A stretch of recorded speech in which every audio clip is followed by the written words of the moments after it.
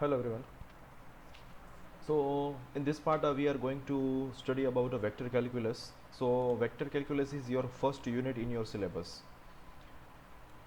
Vector calculus start કરીએ એ પહેલાં આપણે થોડુંક વેક્ટરનું બેઝિક જે છે એ આપણે સમજવું જરૂરી છે. તો આ પાર્ટની અંદર આપણે થોડુંક વેક્ટરના બેઝિક જે પોઈન્ટ્સ જે છે એ આપણે કવર કરવાના છે. So we are going to move forward.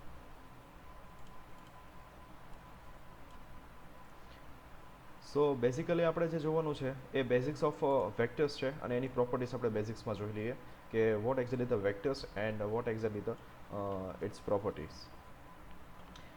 First of all vector start કરીએ એ પહેલાં આપણે એક વસ્તુ જોઈ લઈએ કે એ વેક્ટર કન્સેપ્ટ છે એ ક્યાંથી આવ્યો બેઝિકલી.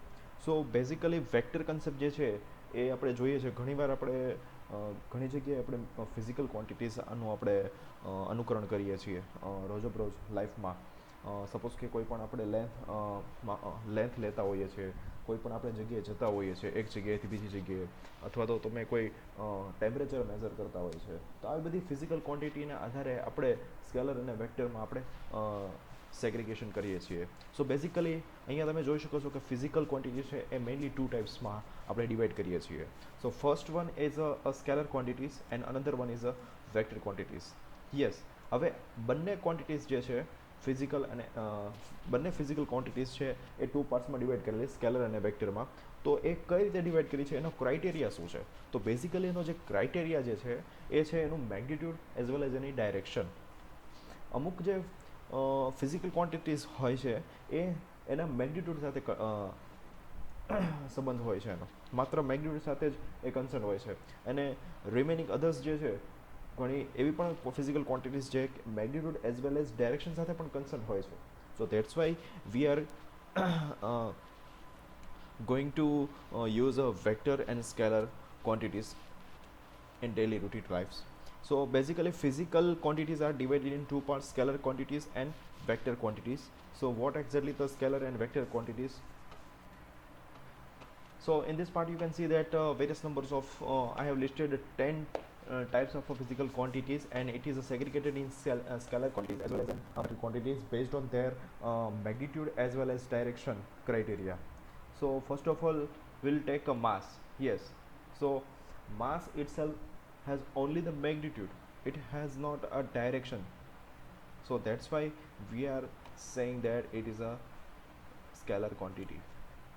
સિમિલરલી લેન્થ, આપણે કોઈ પણ વસ્તુ છે બરાબર છે, સપોઝ કે કોઈ ઓબ્જેક્ટ છે એની લેન્થ આપણે મેઝર કરીએ, so it consist only magnitude, not a direction. It is not relevant to direction, so that's why it is only scalar quantity. But now in case of displacement, yes, so displacements it contains a directions. Suppose કે આપણે કોઈ પણ એક પોઈન્ટથી બીજા point સુધી જઈએ, માની લો કે સપોઝ કે તમે ભાવનગરથી અમદાવાદ જાઓ છો બરાબર છે, તો એક ડાયરેક્શન સાથે કન્સર્ન છે, એનું મેગ્નિટ્યુડ હોય છે, તમે કેટલી સ્પીડમાં તમે ત્યાં જાઓ છો બરાબર છે, અને તમે કઈ ડાયરેક્શનમાં, તમે કયા વેથી અમદાવાદ જાઓ છો, ઘણા બધા રસ્તા હોય છે, but it concerns with direction. So that's why so it is a mainly related to vector quantity. It is a mainly related to vector quantities. So એ જ રીતે આપણે અહીંયા તમે જોઈ શકો છો ટેમ્પરેચર છે, ઇલેક્ટ્રિક કરંટ જે છે, લાઇટ ઇન્ટેન્સિટી છે, ફોર્સીસ છે, વેલોસિટીઝ છે, ડેન્સિટી એન્ડ ટાઈમ. ખ્યાલ આવી ગયો? સો 10 ટાઈપ્સ ઓફ ક્વોન્ટિટીઝ મેં અહીંયા લિસ્ટ કરેલી છે, અને એમને મેગ્નિટ્યુડ અને ડાયરેક્શનના ક્રાઇટેરિયા મુજબ મેં એને સ્કેલર અને વેક્ટર ક્વોન્ટિટીમાં સેગ્રિગેટ કરેલી છે, તો તમે એ જોઈ શકો છો. સો નેક્સ્ટ પાર્ટમાં આપણે જોઈએ કે what exactly the scalar and what exactly the vectors. બહુ જ બેઝિક વસ્તુ છે સ્કેલર ક્વોન્ટિટીઝમાં. હવે scalar quantity is another name for a real number. We can say that it is another name of a real number. We can say that it has only magnitude, not a directions. I have elaborated that firstly, that it does not concern with any direction. Okay, so it is only concerned with magnitude only. So it may be constant also, it may be constant also. For example, mass, I have listed various number of physical quantities, that is mass, length, temperature and time. So that's why these all quantities are your scalar quantities. Clearly the notation for this all is mass m is equal to 50 kgs. Suppose I have taken for examples length, that is 12 meters, temperature we can say with unit that degree Celsius, and time we say that it is in second. So it may be concerned with the scalar quantities only. So next part, so આ જે છે એ scalar ક્વોન્ટિટીનું બધું basics છે જે તમે already જાણો છો, પણ વેક્ટર કેલ્ક્યુલસ સ્ટાર્ટ કરીએ એ પહેલાં ખૂબ જ જરૂરી છે કે વોટ એક્ઝેક્ટલી ધ સ્કેલર અને વોટ એક્ઝેક્ટલી ધ વેક્ટર, અને વેક્ટર કેલ્ક્યુલસ સમજો છો એ પહેલાં વેક્ટર એકચ્યુઅલી શું છે એ વસ્તુ જાણવું ખૂબ જ જરૂરી છે. સો નેક્સ્ટ પાર્ટમાં આપણે જોઈએ કે નેક્સ્ટ સ્લાઇડમાં આપણે જોઈએ કે વેક્ટર ક્વોન્ટિટી એકચ્યુઅલી શું છે અને આપણે એનું નોટેશન કઈ રીતે લઈએ છીએ. So in vector quantities, so vector ક્વોન્ટિટીઝમાં આપણે જોઈએ, so vector has a magnitude as well as direction also. Vector has a magnitude as well as direction also. આપણે જે ટેબલ હમણાં પ્રીવિયસ સ્લાઇડમાં જોયું હતું કે ટેબલની અંદર 10 ક્વોન્ટિટીઝ આપણે રજૂ કરી હતી, એમાં આપણે મેગ્નિટ્યુડ અને ડાયરેક્શનના ક્રાઇટેરિયા મુજબ આપણે એને સ્કેલર અને વેક્ટરમાં આપણે સેગ્રિગેટ કરતા હતા. તો અહીંયા વેક્ટર એકચ્યુઅલી શું છે એ જ વસ્તુ મેં કન્સેપ્ટ અહીંયા સમજાવેલો છે કે વેક્ટર જે છે એકચ્યુઅલી મેગ્નિટ્યુડ અને ડાયરેક્શન સાથે કન્સર્ન છે. મેગ્નિટ્યુડ જે છે એ ખરેખર શેની સાથે કન્સર્ન છે? That is concern with direction also. So that's why this quantity are called as a vector quantities. Some of the examples are given here: velocities, forces, displacement, electric currents, etc. etc. સો આ બધાને જ આપણે વેક્ટરના ફોર્મમાં દર્શાવવો હોય તો એના નોટેશન્સ છે. તો વેક્ટરને આપણે દર્શાવીએ છીએ વી બાર, સ્મોલ વી બાર.